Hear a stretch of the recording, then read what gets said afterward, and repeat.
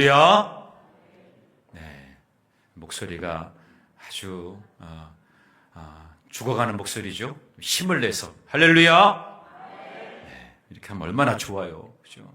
좀 힘차게, 아멘도 좀 씩씩하게. 요즘에 우리가 여호수아의 말씀을 새벽에 묵상하는데, 여호수아는 하나님께서 주신 약속을 붙들고 믿음으로 선포하며 나가지 않습니까? 백성들이 아직 나태하고 게으름 속에 있을지라도 그들을 격려하면서 땅을 취하자 그러면서 나가지 않습니까?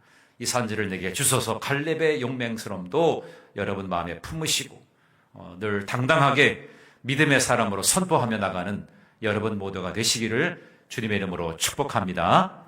아멘. 우리가 대림절 네 번째 시간을 가지면서 매 주마다 특별한 테마를 가지고 우리가 말씀을 나눕니다. 지난주에는 우리가 평화에 대해서 말씀을 나눴어요. 우리가 여러 가지 내면의 불안, 또 세상의 세파 속에서 주님이 주시는 세상이 알 수 없는 참 평안에 대해서 우리가 함께 말씀을 나눴습니다. 그 평안이 하나님과의 바른 관계 속에서 오는 온전함이다. 이것을 우리가 함께 보았죠. 그래서 우리는 하늘문을 여는 기도로 세상을 치유하는 평화의 중재자가 되자. 저와 여러분은 평화의 중재자로 귀하게 쓰임받는 자입니다. 나는 평화의 중재자구나. 그것을 여러분 마음속에 늘 기억하라고 하는 내용입니다. 자, 오늘은 이제 세 번째 시간으로 기쁨의 대림절입니다. 그래서 특별히 오늘 죄인 한 사람이 회개하면 하늘에서 큰 잔치가 벌어진다. 그런 말씀이 기록되어져 있어요. 죄인 한 사람이 하나님께로 돌아오게 되면 그를 위해서 큰 잔치가 주어지게 된다는 것입니다. 오늘 이것이 우리 표와 어떻게 연관이 되어지는지 함께 우리가 생각해 보겠습니다. 지난 11월 9일 우리는 예수하나 생명 축제를 함께 가졌습니다. 참여하신 모든 또 게스트분, 초청자들, 또 인도받아 오신 분들, VIP분들 함께 예배하면서 그분들과 함께 예배하는 것이 얼마나 큰 기쁨이겠나. 또 주님이 그런 모습을 보시면서 얼마나 기뻐하셨겠나. 그것을 우리가 한번 상상해 보면서 오늘 이 말씀을 함께 나눴으면 좋겠습니다. 누가복음 15장 오늘 7절의 말씀인데요. 우리 다시 한번 읽어보도록 하겠습니다. 시작. 내가 너희에게 이르노니 이와 같이 죄인 한 사람이 회개하면 하늘에서는 회개할 것 없는 의인 99으로 말미암아 기뻐하는 것보다 더하니라. 아멘. 자, 이 말씀의 배경은 어떤 배경이냐면 예수님께서 죄인들과 함께 식사하는 자리, 그 자리를 누가 봤냐면 바리새인과 서기관들이 보았습니다. 이 바리새인과 서기관들은 율법에 능통한 자들이죠. 어떻게 예수님이라면 왜 이 죄인들과 함께 식사를 할 수 있느냐? 그 불결한 자들과 함께하는 것은 도저히 이해할 수 없다. 그러면서 예수님에 대해서 비난했습니다. 그때 예수님께서 그들을 향해서 세 가지 비유를 하죠. 첫 번째가 뭐냐면 잃어버린 양에 대해서, 그리고 두 번째는 잃어버린 드라크마에 대해서, 그리고 세 번째가 잃어버린 아들에 대한 비유를 말씀해 주십니다. 그러면서 그 잃어버렸던 것에 대해서 찾았을 때의 그 기쁨이 얼마나 큰가, 그것을 이야기하는 것입니다. 오늘 이 말씀 속에 우리에게 주는 교훈이 무엇인지를 함께 생각해 보기를 원합니다. 첫 번째로 잃어버린 한 영혼을 찾았을 때 그 기쁨이라고 하는 것은 그 무엇과도 바꿀 수 없는 가치라고 하는 겁니다. 여러분, 우리는 살아가면서 다양한 것에 자기의 가치를 둡니다. 어떤 사람은 물질의 가치를 두고요. 어떤 이들은 명예의 가치를 둡니다. 뭔가 성공했다 싶으면 명예욕이 갑작스럽게 찾아온다고 그래요. 이제 뭔가 누릴 만큼 누렸어. 그럼 내가 뭔가 명예를 누리고 싶어 하는 것. 그것에 가치를 두는 분들이 있습니다. 어떤 분들은 자녀의 가치를 둡니다. 내가 뼈가 부스러지도록 노력을 해도 우리 자녀들을 위한 것이었다. 이렇게 이야기할 정도로 자녀에 대한 가치를 두는 이들도 있습니다. 여러 가지의 것들에 가치를 두겠죠. 그런데 주님께서는 뭐라고 말씀하시냐면 잃어버린 한 영혼을 찾을 때 그 기쁨이라고 하는 것, 그것이 얼마나 큰 가치인가, 그것을 오늘 우리에게 말씀해 주고 싶으셨던 겁니다. 누가복음 15장에 나오는 세 가지의 비유, 그 공통점은 바로 잃어버렸던 것을 찾았던 그 기쁨에 대한 이야기입니다. 목자가 100마리의 양이 있었는데요. 한 마리 양을 잊어버렸어요. 길을 잃은 한 마리 양이 마침내 돌아오게 되었고 찾게 되었을 때에 친구와 이웃을 불러서 함께 기뻐합니다. 또 여인이 10드라크마를 가지고 있었는데 그 중에 하나를 잃어버렸어요. 그것을 밤새도록 찾다가 결국 하나를 찾았습니다. 그래가지고 너무너무 기뻐서 친구와 이웃을 불러 또한 기뻐합니다. 그리고 오늘 7절은 이 모든 기쁨의 핵심을 이야기해 주고 있는 겁니다. 죄인 한 사람이 회개하면 하늘에서는 회개할 것 없는 99으로 말미암아 기뻐하는 것보다 더하리라. 그렇게 말씀하고 있습니다. 이 하나의 가치를 집중하고 있는 거죠. 한 사람의 가치. 이 한 사람의 가치에 대해서 강조하고 있는 겁니다. 하나님께서는 99마리의 양, 그리고 남아있는 9드라크마보다도 잃어버렸던 그 한 사람, 그 한 드라크마, 한 마리의 양, 이것을 더 크게 생각하시고 그것을 찾았을 때에 더 큰 기쁨과 의미를 부여하고 계시다는 겁니다. 왜 그럴까요? 이 한 사람이 멸망에 떨어졌는데 그 영혼을 건져내고 그래서 하나님과의 관계가 회복되는 놀라운 기적이기 때문에 더 기쁨과 의미를 부여하게 되는 겁니다. 다시 살아날 수 있는 계기가 되었고 이제 하나님과의 관계 회복이 되어졌기 때문에 기뻐하게 된다는 겁니다. 우리 사회는 대부분 다수의 의견이나 다수의 목소리나 다수의 숫자에 많은 가치를 둡니다. 하나쯤이야 잊어버려도 상관없다고 생각합니다. 100마리의 양을 가지고 있을 때 한 마리 없어도 잘 지낼 수 있지. 10드라크마저 하나가 없어요. 그래도 그냥 괜찮아. 9개는 있으니까. 이렇게 생각할 수 있는데 오늘 우리 하나님께서는 당신의 형상대로 지어진 이 귀한 존재, 그 한 사람에 대한 그 가치를 상당하게 두고 있다는 겁니다. 하나님께서는 한 명의 길을 잃은 자녀도 결코 포기하지 않게 되신다는 겁니다. 그 한 영혼을 찾기 위해서 얼마나 열심인지 그것을 우리에게 보여주고 있다는 겁니다. 예전에 우리 어릴 때에 술래잡기를 하거나 숨바꼭질을 하는 게 여러분 기억 있을 겁니다. 여러분 기억나시죠? 가위바위보를 해가지고 지면은 뭐가 돼요? 술래가 됩니다. 술래는 다른 친구들은 보지 않게 이렇게 뒤돌아서 가지고 눈을 가립니다. 그러면서 뭐라고 얘기하죠? 꼭꼭 숨어라 머리카락 보일라. 그러면서 이제 술래가 나머지 사람들이 숨는 거에 대한 시간을 둡니다. 10가지 세든가 20가지 세고 딱 그러고 난 다음에 딱 뒤돌아서서 이제 숨어 있는 아이들을 찾기 시작하는 거죠. 한 명 한 명 찾는데 한 명이 찾아지지가 않아요. 도대체 어디에 어떻게 숨었는지 알 수가 없어. 그래가지고 하나를 결국 못 찾는데 점점점 해는 뉘엿뉘엿 지나가고 노을이 지면서 이제 저녁이 가까우는데 마음이 조급해지기 시작합니다. 얘를 마지막으로 찾아야 집에 갈 수도 있고 밥을 먹을 수 있는 날인데 이 숨바꼭질은 끝날 수가 있는데 한 명을 찾지 못하는 거예요. 그러다가 나중에 결국에는 한 명을 찾았을 때 얼마나 기쁜지 모릅니다. 술래의 그 억압에서 벗어나는 그런 시간이라는 거죠. 얼마나 기뻐하겠습니까? 이제는 집에 가서 밥을 먹을 수도 있고 이제 행복하게 아이들과 또 헤어질 수도 있습니다. 그런데 저도 예전에 술래가 된 적이 있었거든요. 그래가지고 찾는데 다 찾았는데 한 명을 찾지 못했던 거예요. 도대체 아무리 찾아봐도 없어. 그래가지고 제가 어린 마음에 결국에 못 찾아가지고 그 자리에 주저앉아가지고 울었던 기억이 납니다. 내가 술래인데 찾지 못했어요. 그래서 울었어요. 나중에 알고 봤더니요. 그 못된 녀석이 말이죠. 그냥 집에 가버렸어요. 집에 간 걸 내가 어떻게 찾아? 그래서 결국에는 찾지를 못했어요. 근데 우리 주님께서는 잃어버린 한 사람을 찾았을 때 그 기쁨이라고 하는 것이 얼마나 크고 그 존재에 대해서 얼마나 기뻐하시는지 그것을 오늘 우리에게 말씀해 주고 있습니다. 여러분, 우리가 기도하고 또 사랑으로 전도하는 그 한 영혼 한 영혼, 그 영혼들에 대해서 우리는 세상이 알 수도 없는 하늘에 주목하고 기뻐하는 너무나도 귀한 존재라고 하는 것을 우리가 항상 염두해야 될 줄로 믿습니다. 한 사람의 가치. 우리 주님은 그 한 영혼 때문에 자신의 목숨을 내어주셨어요. 많은 사람도 아니고 그 한 사람의 그 영혼 때문에 십자가를 지시고 십자가에서 피를 흘리시면서 자신의 몸을 내어주셨단 말입니다. 어쩌면 그 한 사람이 저와 여러분일 수도 있잖아요. 또 앞으로 주님을 만나야 될 그 사람일 수도 있잖아요. 그 한 사람의 가치 때문에 주님은 집중해서 우리를 위해서 오셨고 우리에서 고난받으시다가 십자가에 돌아가시고 또 우리에게 다시금 산 소망을 주시기 위해서 부활 승천하신 줄로 믿습니다.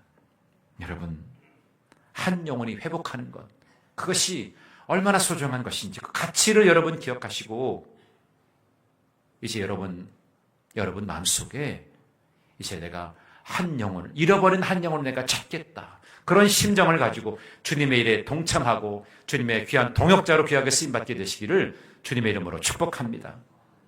그런데 때로 우리는 한 영혼을 실족하게 할 때도 있어요.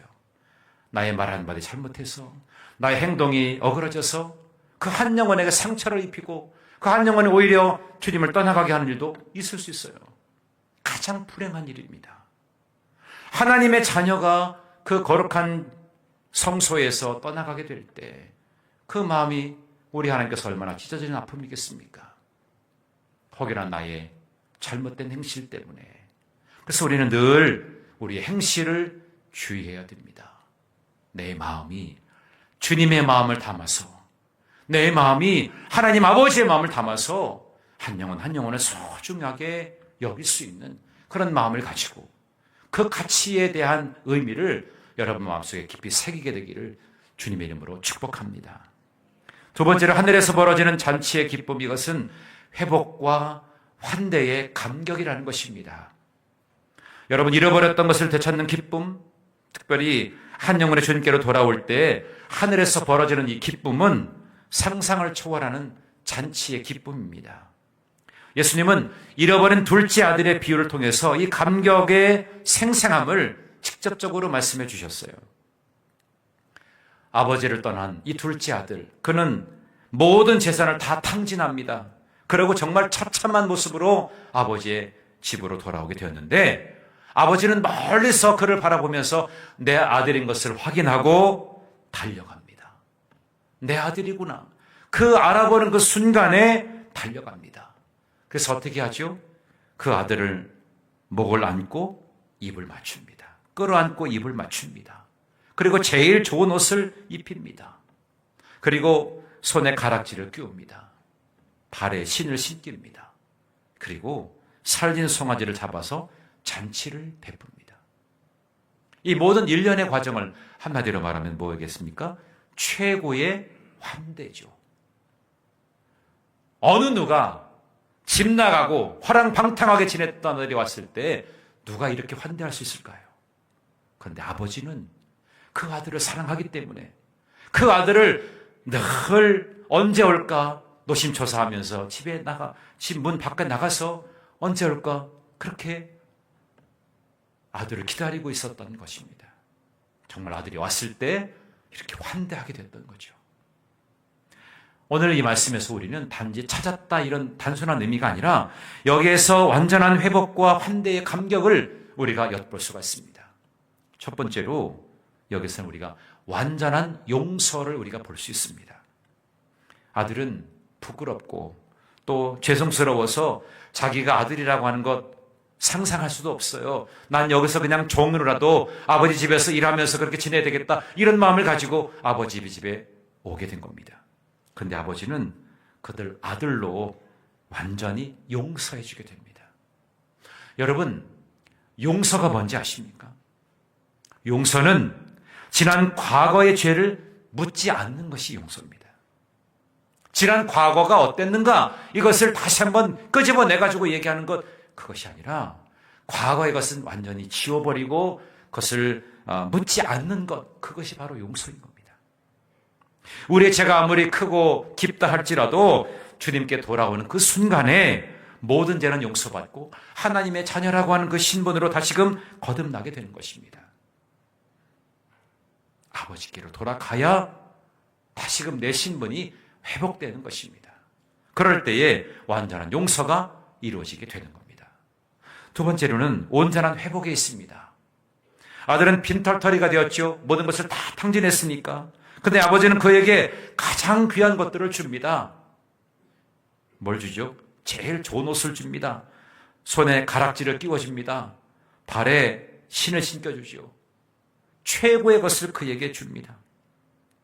그러면서 그의 신분을 회복시켜 주셨어요. 너는 내 아들이다.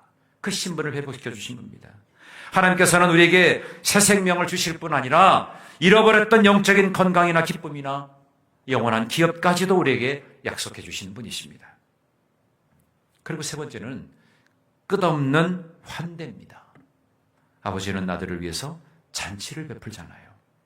음식과 춤이 끊이지 않는 그 잔치, 바로 하나님의 무한한 사랑과 환영을 상징하는 겁니다. 하나님 이렇게 환영해 주시고 있다는 겁니다.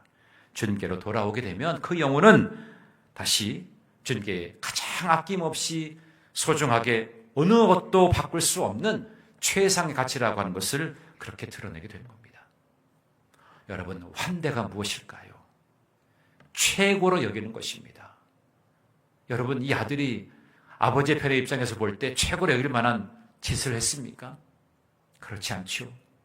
그런데 아버지는 아들의 행동이나 아들의 과거나 이런 것에 대해서 묻지 않습니다. 그가 내 아들이라고 하는 것에만 집중합니다. 잃어버렸던 내 아들이 이제는 살아 돌아왔구나. 그 기쁨으로, 그 감격으로 이렇게 잔치를 베푸는 거죠. 하나님의 환대가 있습니다. 여러분, 우리 주변에 주님의 사랑을 다시금 회복해야 될 사람들이 참 많습니다. 여러분 가족 중에도 있을 수 있고요. 여러분이 사랑하고 있는 여러분의 이웃들도 있습니다. 여러분 직장이나 일터에서도 여러분이 만나는 분들 중에 주님의 그 사랑을 경험해야 될 분들이 분명히 있습니다. 주님 편에서 볼 때 그들은 잃어버린 자들입니다. 내 자녀이고 내 품에 돌아와야 될 자식인데 그 부모의 품을 떠나 있는 그런 이들이죠. 그들에게 우린 주님의 사랑을 전해야 됩니다. 그럼에도 하나님은 우리를 품어주시고 우리에게 최고의 환대를 해주시는 분이라고 하는 것을 분명하게 그들에게 알려줘야 되는 겁니다. 하나님께서는 죄인 한 사람이 회개하는 것을 마치 영원한 잔치와 같이 기뻐하십니다. 우리가 지금 대림절에 기다리는 예수님의 그 오심, 이것은 잔치를 가능하게 하는 가장 위대한 사건입니다. 그분께서 오셨기 때문에 우리는 잃어버렸던 자녀에서 회복된 자녀로, 죄의 종에서 자유의 자녀로, 그리고 멸망에서 영생으로 나아갈 수 있는 길이 열리게 된 줄로 믿습니다. 주님을 다시금 만남으로 인해서 우리의 신분이 바뀌어지고 우리의 삶의 터전이 바뀌어지게 되고 내 모든 상황과 환경 속에 내 이야기가 그분의 이야기가 되고 내 삶이 그분의 간증이 되는 그런 놀라운 계기가 되는 줄로 믿습니다.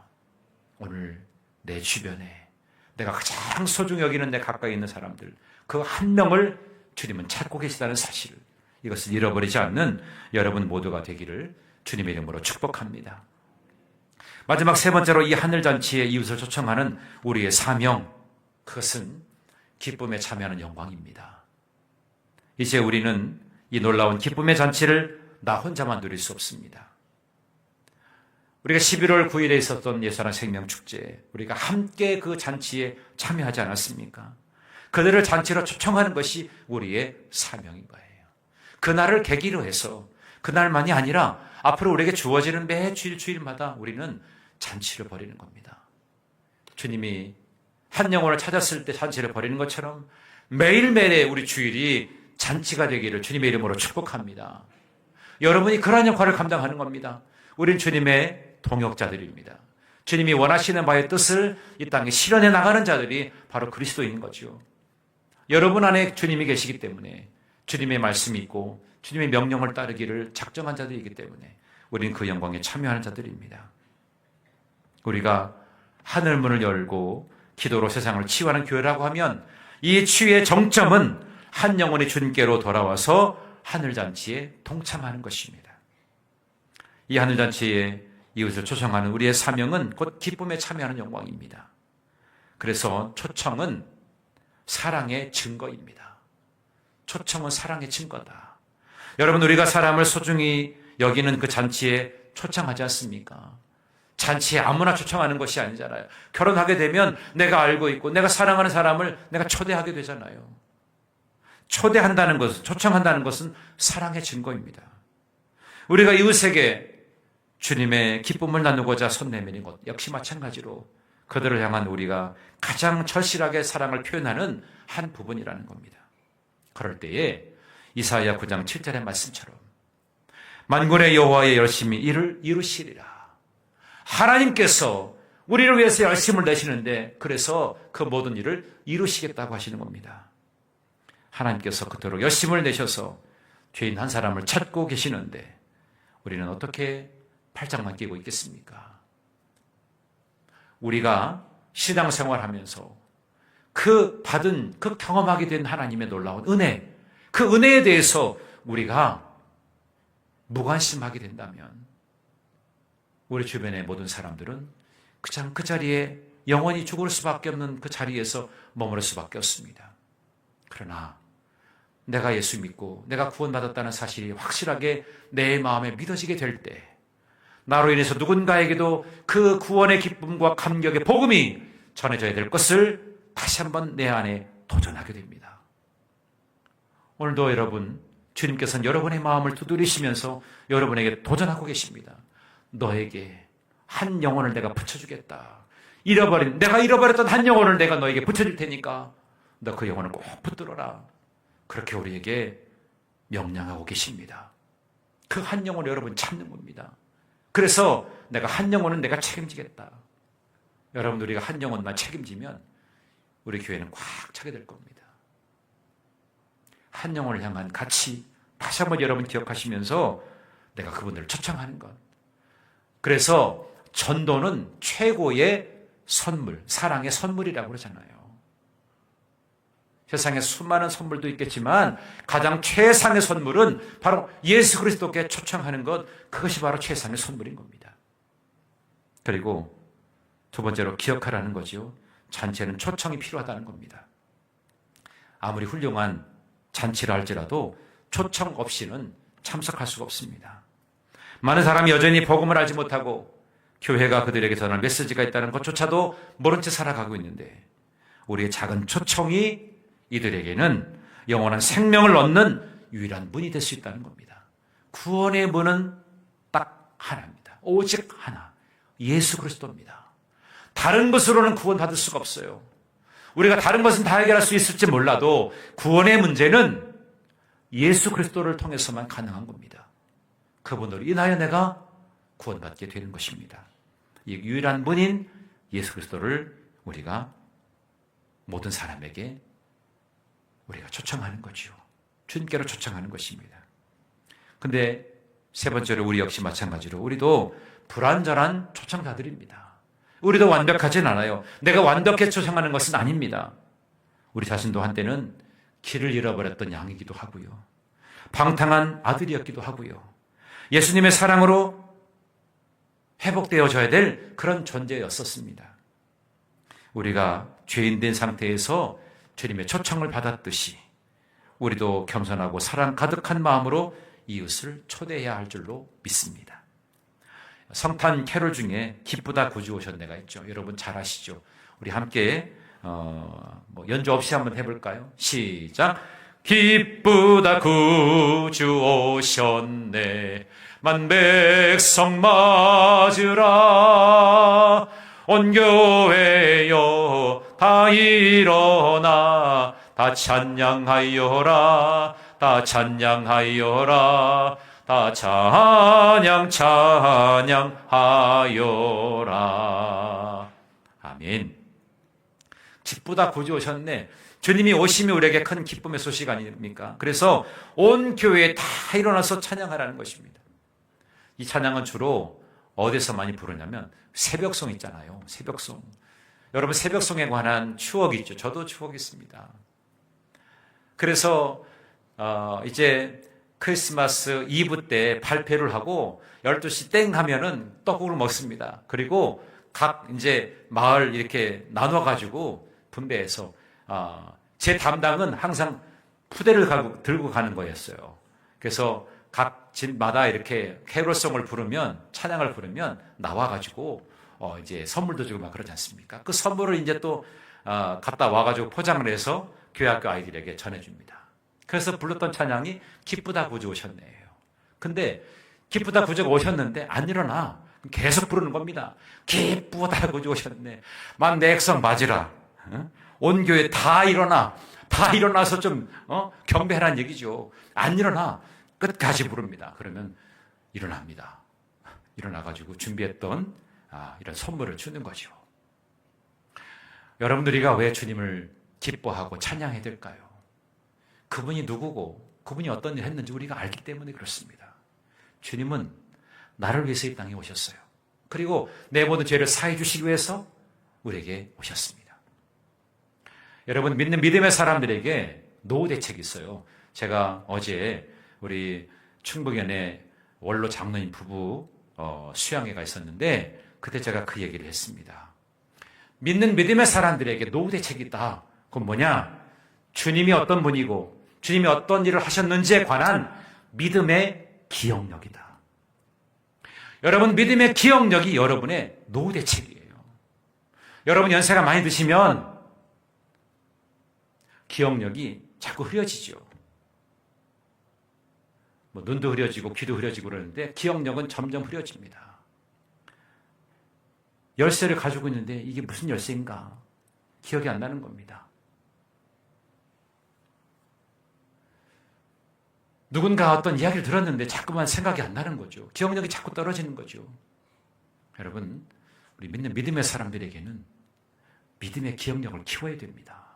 그래서 매일매일 말씀을 묵상하고 그 말씀을 부여잡고 여러분 기도하시라는 얘기예요. 제가 왜 여러분 아침마다 새벽 예배가 끝나면 회복국간을 계속 보내겠습니까? 믿음의 기억력을 키우라는 얘기입니다. 하나님은 매일매일 우리에게 만나를 주시는데 우리 그것을 잃어버리고 살 때가 참 많아요. 그래서 매일매일 여러분에게 주지시키는 거예요. 기억하라는 얘기입니다. 기억하라는 것. 믿음의 기억력. 그것이 우리가 찬양할 이유를 다시금 발견하게 하는 이야기입니다. 여러분, 주님이 오십니다. 주님이 다시 오십니다. 다시 오시는 주님을 맞이하기 위한 우리는 어떤 준비를 해야 되겠습니까? 주님에 대한 나의 믿음의 고백이 분명해야 될 줄로 믿습니다. 그 믿음의 고백 위에 많은 영혼들을 우리가 돌아보고 살피면서 그 영혼들 가운데 한 명을 내가 마음에 품고 그들을 위해서 함께 기도하고 그분들을 주님의 전으로 초청해서 함께 예배드릴 때 그 기쁨의 잔치가 되지 않겠습니까? 오늘 말씀처럼 한 영혼이 주께 돌아올 때에 그를 위한 놀라운 잔치가 벌어지는 것처럼 우리가 그 영혼을 데리고 오기만 하면 주께서 우리를 위한 놀라운 잔치를 베풀어 주시는 것입니다. 그래서 매 주일은 잔치입니다. 잔치는 음식이 꼭 필요하잖아요. 우리는 매 주일 예배 마치고 잔치를 벌이잖아요. 식사를 하잖아요. 어떤 분은 식사를 하다가 우리 교회 등록하시는 분도 있어요. 그 상당히 성경적인 거예요. 잔치집에 와서 잔치 음식을 먹다가 보니까 그냥 자연스럽게 이 가족이 된 거예요. 잃어버린 한 영혼에 대한 주님의 그 간절함이 오늘 저와 여러분의 마음속에 깊이 새겨지게 되기를 주님의 이름으로 축복합니다. 오늘 말씀을 통해서 기쁨의 진정한 의미를 되새겨 봤으면 좋겠어요. 잃어버렸던 한 영혼을 되찾을 때 하늘에서 벌어지는 그 기쁨은 그 무엇과도 바꿀 수 없는 가치를 가지고 있다는 겁니다. 이것은 완전한 회복과 또 환대의 감격으로 가득 찬 하늘에서 벌어지는 잔치의 기쁨이라는 겁니다.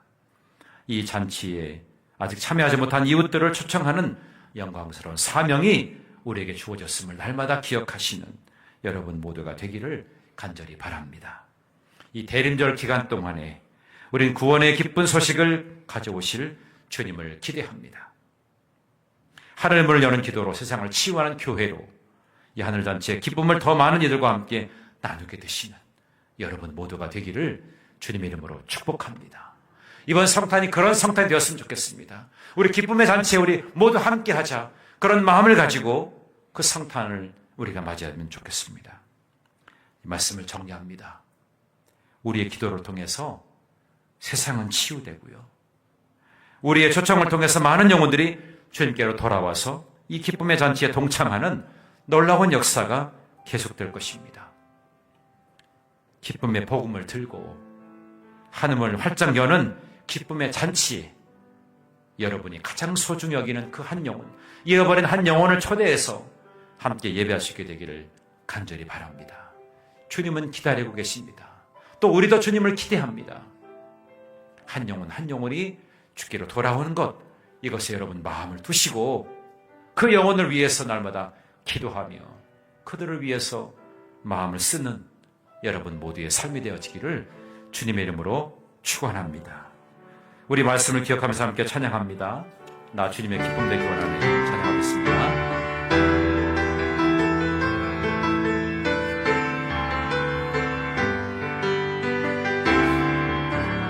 나 주님의 기쁨 되기 원하네.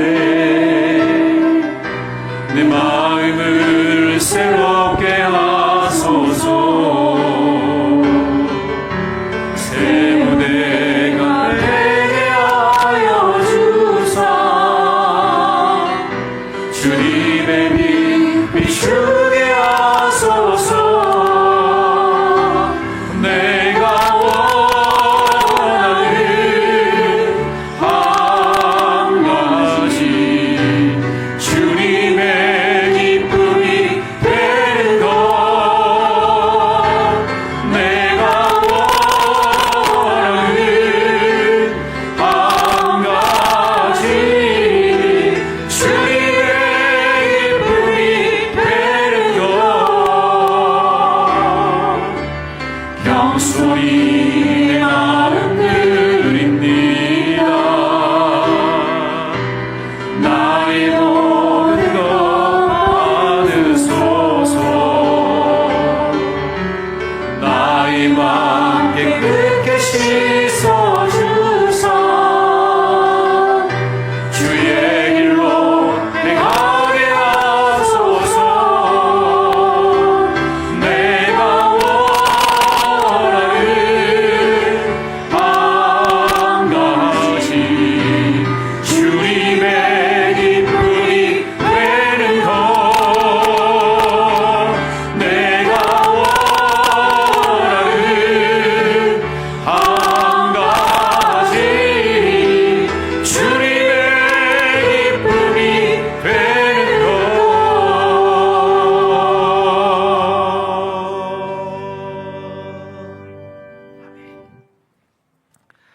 존귀하신 아버지 하나님, 기쁨의 대림절 세 번째 주일을 맞이해서 오늘 말씀 속에 죄인된 저희 한 사람 한 사람을 향한 하나님의 그 놀라운 사랑과 긍휼을 봅니다.